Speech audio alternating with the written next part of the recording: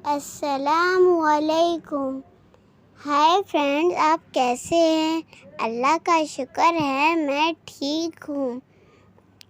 आज मैं आपको एक नई कहानी सुनाता हूँ। पुराने जमाने की बात है। एक ताजिर था जो शहर से दूर एक गांव में रहता था। वो तिजारत के लिए रोजाना शहर जाता और मुख्तलिफ अशिया की खरीदो फरोख्त किया करता। तिजारत करने के लिए उसके पास एक गधा था। वो गधे पर सामान लाद कर रोजाना शहर जाया करता।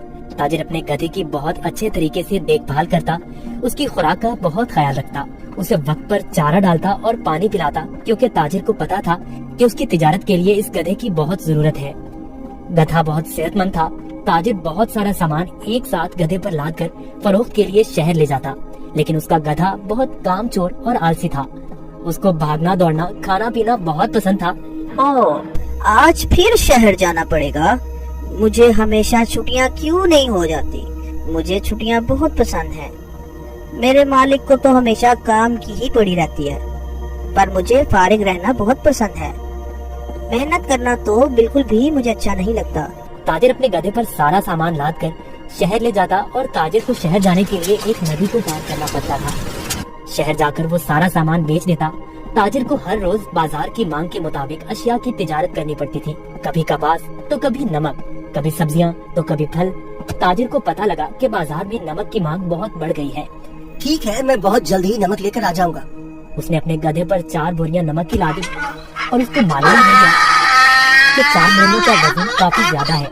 ओहो, मेरा गधा इतना वजन नहीं उठा सकता। इसका वजन थोड़ा कम करना पड़ेगा, यही ठीक रहेगा। उसने गधे की पीठ से एक बोरी उतार दी, फिर भी गधा आगे जाने के लिए तैयार नहीं था। ताजिर को अपने गधे का तो बहुत ख्याल था, पर उसको अपने गधे का पता था कि वो बहुत कामचोर और आलसी है। उसने एक छड़ी गधे की पीठ पर मारी और उसे बाजार ले जाने की कोशिश करने लगा।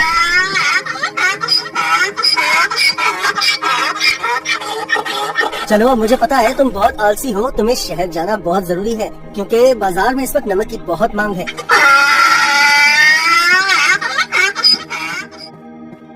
ताजिर ने सारा नमक फरोख्त कर दिया। ओहो, सच में बाजार में नमक की बहुत मांग है। ताजिर ने फिर रोज की तरह शहर में नमक फरोख्त करना शुरू कर दिया। गधे पर कभी 3 तो कभी 4 बोरियां लाद कर बाजार जाना पड़ता था, जिसकी वजह से गधा नाखुश था। पर वापसी पर गधा बिल्कुल खाली आता और बहुत खुश होता। रोज की तरह ताजिर ने फिर से 4 बोरी गधे की पीठ पर लादी और शहर की तरफ निकल पड़ा। जब वो नदी के पास पहुंचा तो उसे पानी ज्यादा नजर आया। हमें बहुत ध्यान से आहिस्ता आहिस्ता चलना होगा ताकि हम पानी में कहीं गिर न जाएं। जैसे ही उन्होंने आधी नदी पार की, अचानक गधे का पाँव एक बड़े पत्थर से लगा और गधा फिसल गया और पानी में बैठ गया। ओहो, तुमने ये क्या किया? बोरियां तो अभी भी मेरी पीठ पर हैं, लेकिन मुझे इतना वजन महसूस नहीं हो रहा। ये एक जादुई नदी है।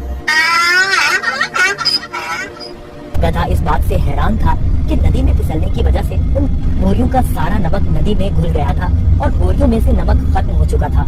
इसकी वजह से गधे को वजन महसूस नहीं हो रहा था, क्योंकि बोरियों में नमक बचा ही नहीं था, सब खत्म हो चुका था।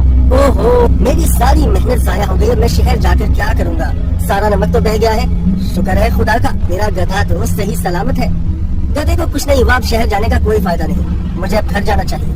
वाह, कोई वजन भी नहीं और काम भी नहीं। ये तो कमाल की नदी है। फिर अगले दिन ताजिर ने 4 बोरियां गधे की पीठ पर लाद दी और शहर की तरफ निकल पड़ा।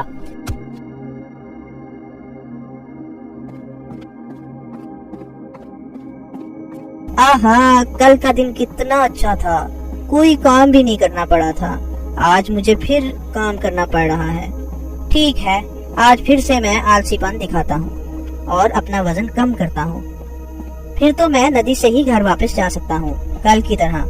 वो एक जादुई नदी है जो मेरा वजन कम कर देती है। वो कल की तरह आज भी मेरी मदद करेगी। ताजिर उस दिन गधे की चालाकी से बिल्कुल बेखबर था।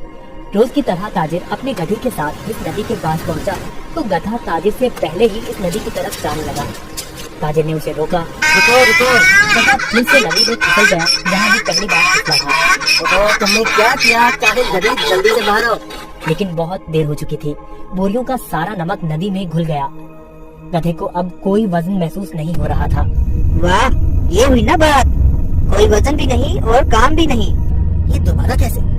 जरा सोचता हूँ ये जानबूझकर मेरे साथ कहीं चालाकी तो नहीं कर रहा।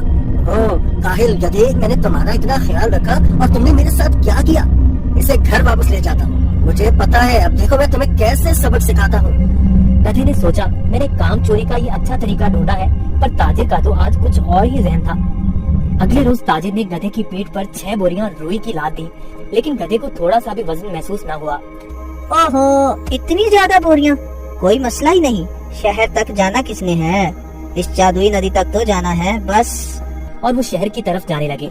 जब वो नदी के पास पहुँचे तो अचानक से गधा नदी पार करने लगा और उसी जगह पर फिसला जहाँ वो पहले फिसलता था।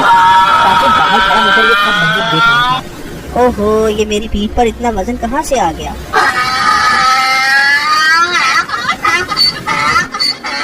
ताजिर बहुत समझदार आदमी था, उसको पता चल गया कि उसका गधा जानबूझकर ये सब उसके साथ कर रहा है। इसलिए ताजिर ने इस दफा बोरियों में नमक की बजाय रुई भर दी थी। जैसे ही गधा नदी में फिसला तो रुई ने पानी जब्त कर लिया और गधे की पीठ पर वजन ज्यादा हो गया। हाँ, तुम मुझे इतने दिनों से बेवकूफ बना रहे थे। तुम्हारी इस हरकत से मेरा बहुत नुकसान हुआ है। तुम्हें इस बात का अंदाजा भी है क्या? अब तुम इसी तरह बोरियों के साथ घर जाओगे। गधे को उन बोरियों के साथ ही घर आना पड़ा।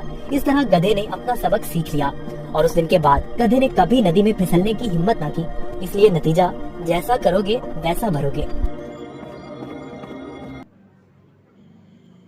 अगर आपको हमारी ये वीडियो पसंद आई तो इसे लाइक, सब्सक्राइब एंड शेयर करना और घंटी के बटन को ज़रूर दबाना।